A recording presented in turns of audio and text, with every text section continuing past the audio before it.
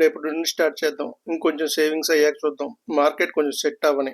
ఎక్కడో ఒక దగ్గర ఈ మాట మీరు కూడా ఎప్పుడో అప్పుడు అనుకునే ఉంటారు కదా, అసలు మన దగ్గర మంచి ఐడియా ఉంది, టాలెంట్ ఉంది, చేద్దాం అన్న కాన్ఫిడెన్స్ ఉంది, మరి ఎందుకు అడుగు ముందుకెళ్ళట్లేదు?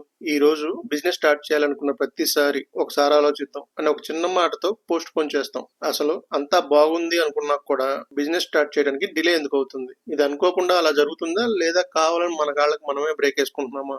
ఈ రోజు ఒక మిడిల్ క్లాస్ ఇంట్లో జరిగిన నిజమైన కథ చూద్దాం. ఇది విన్నాక మీ ఆలోచన కూడా పూర్తిగా మారిపోతుంది.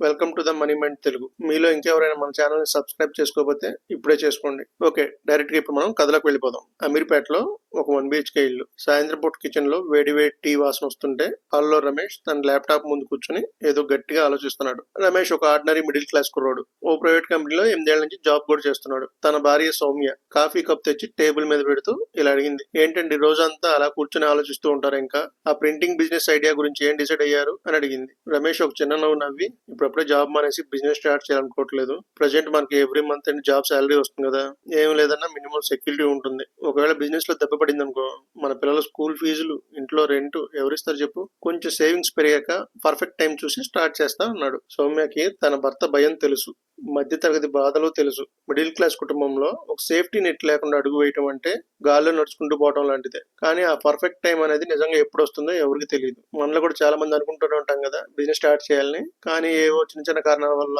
లేదా ఏదో భయాల వల్ల దాన్ని పోస్ట్ పోన్ చేస్తూ ఉంటాం. మీరు కూడా బిజినెస్ స్టార్ట్ చేయడానికి భయపడుతుంటే ఆ భయం ఎందుకో ఒకసారి కామెంట్ లో చెప్పండి. ఆ భయం వెనుక అసలు నిజం. రోజులు గడిచిపోతున్నాయి, నెలలు గడిచిపోతున్నాయి. రమేష్ కూడా ప్రతి నెల బిజినెస్ గురించి ఆలోచిస్తూనే ఉన్నాడు. ఇంకా సేవింగ్స్ పెరగాలనడం, జాబ్ టెన్షన్ పట్టడం, ఇది రొటీన్ అయిపోయింది. అసలు ఇక్కడ ఏం జరుగుతుందో రమేష్ గమనించట్లేదు. ఒక రోజు వాళ్ళ కాలేజీ ఫ్రెండ్ కిరణ్ ఇంటికి వచ్చాడు. కిరణ్ 2 ఏళ్ల క్రితమే జాబ్ వదిలేసి ఒక చిన్న డిజిటల్ మార్కెటింగ్ ఏజెన్సీ కూడా పెట్టుకున్నాడు. ఇప్పుడు అది మంచి పొజిషన్ లోనే ఉంది. రమేష్ కిరణ్ కూర్చొని టీ తాగుతున్నారు. అప్పుడు కిరణ్ వండుకొని ఇలా అడుగుతున్నాడు, ఏంటో రమేష్, నువ్వు ఎప్పటి నుంచో బిజినెస్ స్టార్ట్ చేయాలనుకుంటున్నావు కదా, అది ఇంకా స్టార్ట్ చేయలేదా?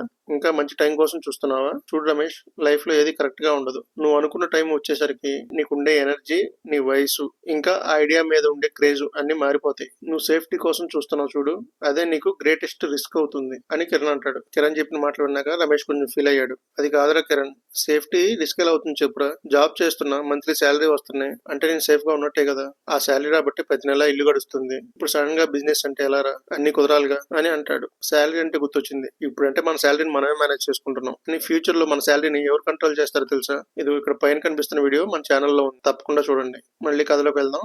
రమేష్ వండుకొని జాబ్ చేస్తుంటే మంత్లీ శాలరీ వస్తాయిగా అని కిరణ్ తో చెప్పగానే అప్పుడు కిరణ్ నుండి అసలు విషయం చెప్పాడు. చూడు రమేష్, నీ భయం ఉంది చూడు, బిజినెస్ లో నష్టం వస్తే ఏంటనే కదా. ఆ భయమే నిన్ను ఎప్పుడు సేఫ్ జోన్ లో ఉంచుతుంది. దాన్ని మనం పర్ఫెక్షనిజం ట్రాప్ అంటాం. అన్ని కరెక్ట్ గా సెట్ అయ్యాక చేద్దాం అనుకుంటున్నావు చూడు, దాని అర్థం నువ్వు సేఫ్ జోన్ లోనే ఉండిపోతున్నావు అని, రిస్క్ తీసుకోవడానికి రెడీగా లేవని. ఏదైనా సరే ప్రాక్టికల్ గా మార్కెట్ లోకి దిగితేనే తప్పులు తెలుస్తాయి, కరెక్షన్స్ చేసుకుంటాం. నువ్వు ఇంట్లో కూర్చొని పేపర్ మీద ప్లాన్ చేస్తుంటే బయట లోకం మారిపోతూనే ఉంటుంది. ఎవరి కోసం ఎవరు ఆగరు అని చెప్పాడు. సమస్య పెద్దదైంది. ఆ రోజు రాత్రి రమేష్ సరిగ్గా నిద్రపోలేదు. కిరణ్ మాటలు గుర్తు తెచ్చుకుంటూ ఉన్నాడు. నిజమే కదా, 2 ఏళ్ల క్రితం రమేష్ ఏదైతే ఆలోచించాడో అది ఈ పాటికి చేసుంటే తన లైఫ్ వేరేలాగా ఉండేది. కానీ ప్రతి నెల వచ్చే జీతం మీద అలవాటు పడి రేపు రిస్క్ వస్తే ఏంటి అనే భయం తనను కదలకుండా చేస్తున్నాయి. ఇది ఇలా ఉంటే ఆఫీస్ లో సడన్ గా మేనేజ్మెంట్ ప్రాజెక్ట్ బడ్జెట్ తగ్గించి రమేష్ మీద వర్క్ ప్రెషర్ పెంచారు. శాలరీ పెరగలేదు, కానీ ప్రెషర్ మాత్రం పెరిగింది. ఆ రోజు రమేష్ కి అర్థమైంది, మనం జాబ్ లో సెక్యూర్ అనుకుంటున్నది కేవలం భ్రమ మాత్రమే. అక్కడ ఎప్పుడైనా పింక్ స్లిప్ తీసి చేతిలో పెట్టచ్చు, కానీ మనం సొంతగా చేసే బిజినెస్ లో వచ్చే రిస్క్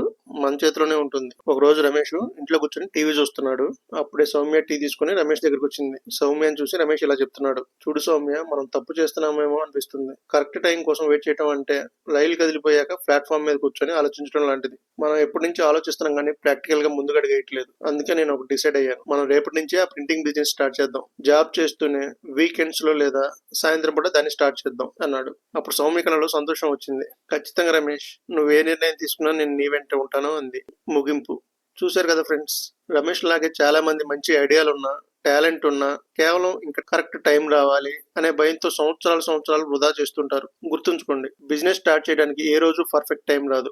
నువ్వు స్టార్ట్ చేసిన రోజే పర్ఫెక్ట్ టైం అవుతుంది. ఫస్ట్ లో మీరు చిన్న రిస్క్ తీసుకోండి, ప్లాన్ బి రెడీగా పెట్టుకోండి, కానీ ఆలోచిస్తూనే మాత్రం కూర్చోకండి. మీరు ఆలస్యం చేసే కొద్దీ మీ కళలకు మీరే సమాధి కట్టుకున్నట్లు అయిపోతుంది. మన కంటెంట్ కనుక మీకు నచ్చినట్లయితే తప్పకుండా ఒక లైక్ కొట్టి సబ్స్క్రైబ్ చేసుకోండి.